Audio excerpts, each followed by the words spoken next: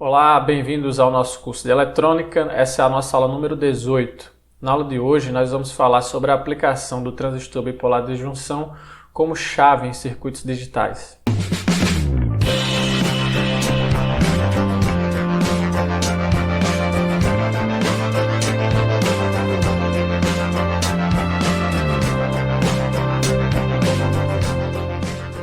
Na aula anterior nós havíamos comentado sobre as diferentes regiões de operação do transistor, a região de saturação, região ativa e a região de corte. Para a utilização do transistor como uma chave eletrônica, a gente utiliza as características desse componente na região de corte e na região de saturação.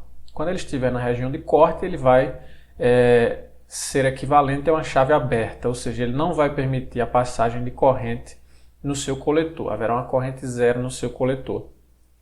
E quando ele estiver no modo saturação, ele vai funcionar como uma chave fechada, ou seja, ele vai ter uma tensão muito baixa ele vai ter uma resistência muito baixa entre coletor e emissor, de modo que ele praticamente vai oferecer um caminho fechado para a corrente do coletor. Tá?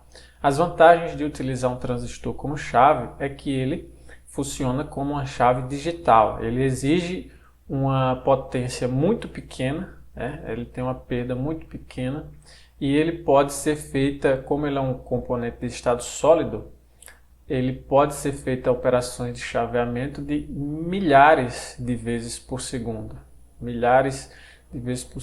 Isso é uma propriedade muito utilizada em circuitos de comunicação. Não é objeto de estudo na nossa disciplina, mas o chaveamento de circuitos digitais para obter determinadas características, como a modulação de sinais ou como a conversão de sinais, é muito explorada na eletrônica. Em outras disciplinas vocês terão a oportunidade de estudar os conversores ou ainda os moduladores. A base para o funcionamento desses circuitos tão importantes é justamente o transistor, sendo utilizado ali como uma chave digital. Okay? Nessa aula nós vamos nos dedicar ao entendimento básico do funcionamento do transistor enquanto operando como chave. Tá? Então, para a operação desse circuito aqui com a característica emissor comum, o mesmo que nós tratamos na aula anterior, o que é que nós precisamos para que esse circuito esteja operando no estado de corte, que corresponderia à chave aberta? Então, no corte, a gente lembra que para que ele opere no corte, tanto a junção base-emissor quanto a junção base-coletor devem estar polarizadas inversamente. Isso significa que, se a gente resgatar lá a característica da corrente de coletor versus a tensão de base-emissor, a gente vai lembrar que para valores abaixo de 0,5 da tensão de base-emissor, esse componente não vai permitir a condução de corrente na base, não vai permitir a condução de corrente no coletor, portanto ele estará em corte.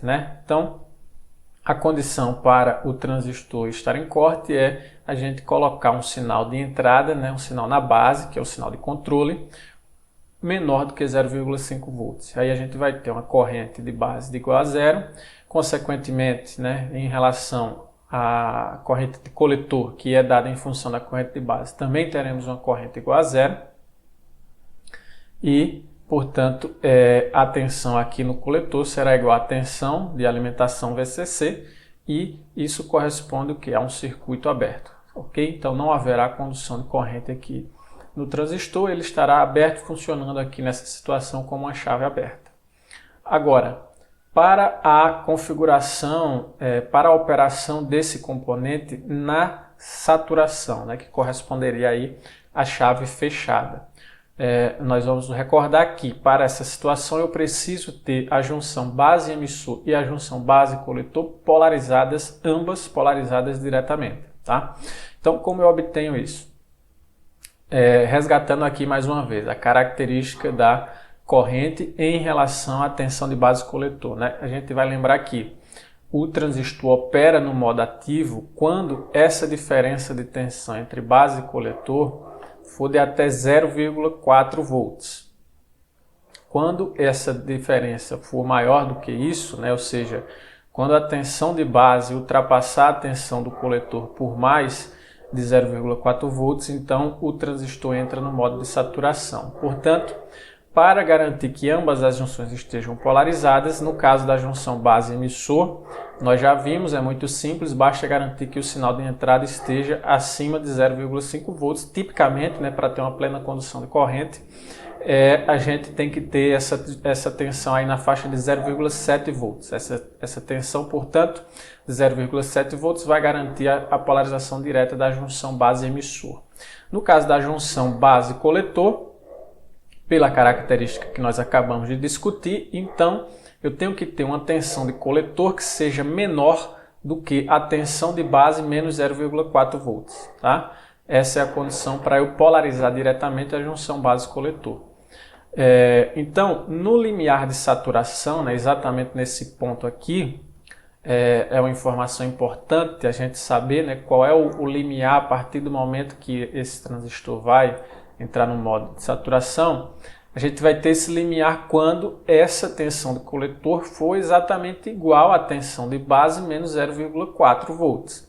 Né? Sabendo que quando a junção base-emissor está polarizada diretamente, a tensão de base é de aproximadamente 0,7, isso significa que o limiar para que o transistor entre na região de saturação é quando a tensão de coletor fica igual a 0,3 volts. Tá?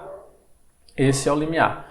Então, a gente nessa condição pode calcular que uma corrente de coletor do limiar para saturação, que a gente está chamando aqui de LPS, tá? A corrente de coletor no limiar para saturação vai ser quem? Vai ser a tensão sobre o resistor dividido pela resistência. Né? A tensão sobre o resistor vai ser a tensão de alimentação menos a tensão do coletor, que nesse caso é 0,3, sobre o resistor do coletor, tá?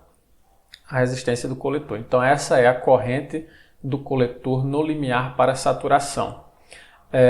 Nesse mesmo instante eu posso ainda calcular a corrente de base também para o limiar para saturação. Né? Como ele ainda não entrou de fato na região de saturação, eu posso utilizar a relação do modo ativo, né? que a corrente de base é igual à corrente do coletor sobre o ganho beta. Então eu vou ter aqui também um valor para a corrente de base no limiar para saturação. Tá? Quando o transistor entrar de fato na saturação, né, ou seja, quando a tensão do coletor for, nesse caso aqui, menor do que 0,3 volts, então a gente vai ter o transistor operando na região de saturação. Qual é a característica da região de saturação? É que você pode ter uma variação ampla aqui da corrente sem que haja uma variação significativa da tensão. Portanto, a tensão nesse caso fica fixa. Nós já estamos utilizando essa aproximação, né, de uma tensão fixa aqui entre coletor e emissor de 0,2 volts, enquanto a corrente pode assumir uma faixa ampla de valores, ok? E outras relações importantes, né, além dessa característica da tensão fixa aqui de 0,2 volts. Nesse caso, a corrente de saturação ela vai depender basicamente do ponto de polarização do transistor, porque vai ser dada em função da tensão de alimentação desse transistor e do resistor aqui, já que esse tensão de saturação é um valor aproximadamente constante. Né? Então, a corrente de saturação vai ser exatamente um valor dependente da tensão VCC e da resistência do coletor, ok? Outra coisa, a gente tendo o transistor operando no modo de saturação, aquela relação entre corrente de saturação, corrente de coletor e corrente de base, ela deixa de ser igual a beta, ao ganho beta, tá? Aquele ganho beta nominal especificado no datasheet do transistor não vai mais ser válido, e aí a gente diz que o transistor está operando com um beta forçado, porque a relação entre corrente de coletor e corrente de base vai ser diferente do beta especificado para aquele componente, tá? Então, o beta forçado na região de saturação é a relação entre a corrente do coletor e a corrente de base, ok? esse beta forçado ele vai ser sempre menor do que o beta original do coletor. Enquanto o beta varia aí na faixa de 50 até 200, o beta forçado ele vai ser algo aí de apenas algumas unidades. Outra definição importante, né, que também está relacionada a essa característica da operação na região de saturação, é o que a gente chama de fator forçado, né, que basicamente é o valor da corrente de base na condição de saturação, o valor que a corrente de base assume na condição de saturação, sobre o valor da corrente de base no limiar para saturação, né? Isso aqui dá uma ideia de quão profunda é a saturação do transistor. Se ele tiver, por exemplo, um fator forçado igual a 1, significa dizer que ele está exatamente no limiar para saturação. Então ele não está saturado, profundamente saturado. O componente não está profundamente saturado. Então a gente tem que trabalhar com um fator forçado aí de algumas vezes, né? Geralmente em torno de 10 vezes. Fator forçado de 10 significa que o transistor atingiu já uma região profunda de saturação, o que é a condição adequada para ele enquanto estiver operando como chave. Okay? Então essa é uma definição útil para a gente quando estiver projetando circuitos transistorizados para utilização como chave. A gente vai ter que verificar lá qual é o fator forçado para verificar se ele está entrando adequadamente na região de saturação, ok? Bom, e aí nós vamos fazer um pequeno exemplo para fixar melhor esses conceitos que acabamos de descrever. No caso aqui diz o seguinte: o transistor bipolar de junção abaixo possui um ganho beta na faixa de 50 a 150. Isso é uma coisa que nós comentamos também em outras aulas. O componente físico real, né, o transistor, ele não tem um valor único de beta. Ele geralmente tem um valor de beta que varia. Essa é uma faixa típica de variação, né, de 50 a 150, e aí vai variar dependendo da condição de operação do componente, ok? Então ele disse: encontre o valor da resistência de base que polariza o transistor na região de saturação com um fator forçado de pelo menos 10 vezes. Então aqui é um caso típico, né, que a gente está projetando um circuito com transistor para operar como chave. A gente precisa polarizar esse transistor num ponto tal que, quando ele estiver saturado, ele tenha um fator forçado de pelo menos 10 vezes, né, que é para garantir a condição de saturação dele, ok? E garantir que ele vai efetivamente funcionar ali como um caminho para a corrente aqui do coletor, né? Um caminho de uma corrente constante aqui para uma corrente constante no coletor, tá bom? Então nesse caso a gente sabe o quê? Que para a gente determinar o fator forçado, a primeira coisa que a gente precisa saber é qual é a corrente de base no limite para saturação, tá? Então a gente vai ver aqui que no limite para saturação eu vou poder determinar a corrente do coletor no limite para saturação, que é dada aqui. Se a gente considerar o limite para saturação 0,3 volts, né, que é um valor aproximado, então a gente vai ter aqui a corrente do coletor no limite para saturação vai ser igual a tensão de alimentação, que é 10 volts, né? Vamos substituir os valores aqui. Tensão de alimentação, que é 10 volts, menos o 0,3 sobre a resistência do coletor, que é de 1K. E aqui eu vou ter uma corrente do coletor no limite para saturação de 9,7 mA. Com esse valor aqui, a gente pode determinar a corrente de base no limiar para saturação, né? No limiar para saturação, permanece válida aquela relação de que a corrente de base é igual à corrente de coletor sobre beta, tá? No caso aqui, a corrente do coletor é a corrente do coletor no limiar para saturação, e o beta que a gente vai utilizar tem que ser o que? O beta mínimo, a faixa mínima de valores para o ganho beta, porque quanto menor for o ganho beta, maior vai ser essa corrente aqui de base no limiar para saturação.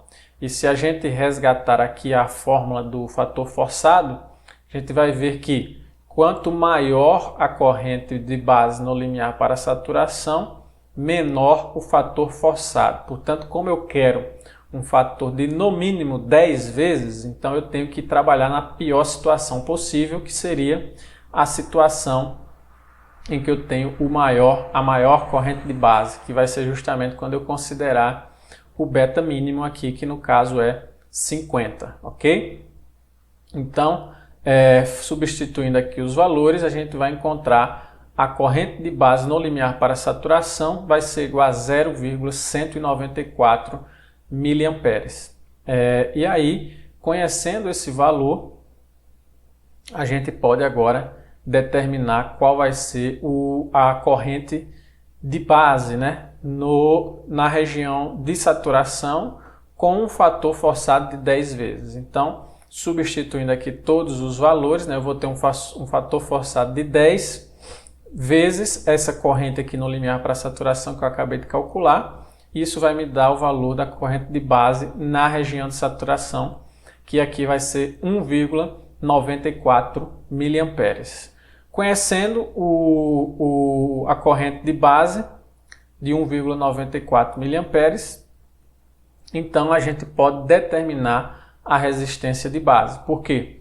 Eu sei que essa tensão entre base e emissor ela é 0,7 volts, porque essa junção na saturação fica polarizada diretamente. Essa tensão sendo 0,7 volts, quer dizer que a corrente aqui é dada pela queda de tensão sobre a resistência, né? Se eu isolar a resistência, eu vou ter essa expressão aqui. Então, a resistência é igual a os 5 volts, que é a tensão de entrada aqui, menos o VBE, que é 0,7, sobre a corrente de base, que nós acabamos de calcular. Eu vou substituir todos esses valores aqui e eu vou encontrar, portanto, uma resistência de base de 2,2 kΩ, tá? Então, colocando esse valor aqui num resistor de 2,2 kΩ, quer dizer que eu garanto que esse transistor estará operando na região de saturação com um fator forçado de... Bom, pessoal, então essa foi a aula de hoje, né? Falamos aí do princípio básico de funcionamento do transistor quando nós queremos utilizá-lo como uma chave, né? Nos circuitos digitais, de que forma a gente garante o funcionamento correto da chave. Em outras oportunidades, nós iremos ver aplicações práticas, né, da utilização do transistor como chave em circuitos reais. Espero que vocês tenham compreendido os conteúdos e nos vemos na próxima aula.